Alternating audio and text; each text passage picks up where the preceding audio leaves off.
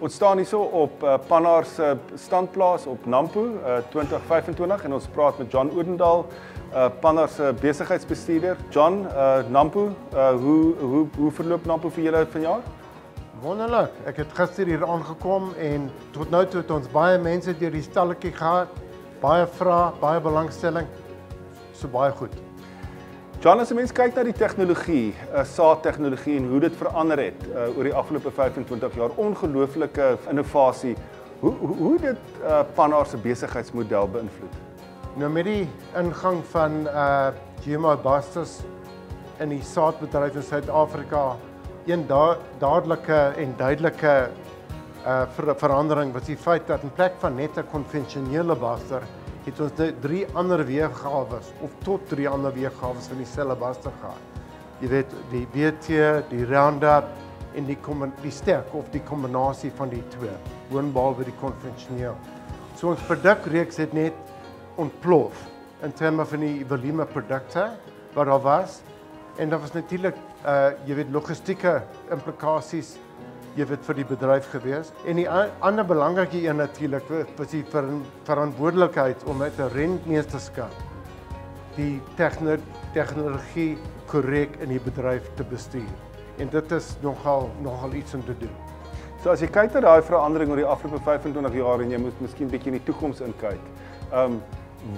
Waar sien jy die groot verandering kom?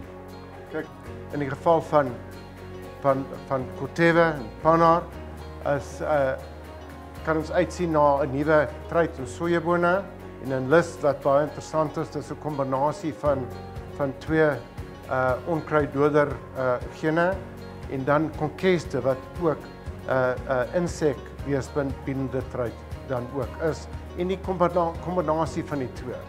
En aan die mieliekant kan ons uitsien na heel nuwe generasie tegnologie op beide die insekweerstand maar as ook op die onkruidweerstand front. So John, as 'n mens kyk in die toekoms, hoe posisioneer Pannar homself om die uitdagings en die probleme wat julle op die horison sien die hoof te bied?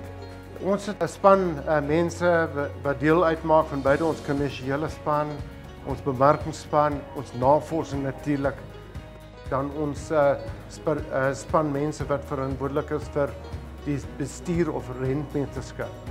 So ons berei nou voor sodat ons hierdie nuwe tegnologie kan bekendstel op die regte manier en kan bestuur op die regte manier.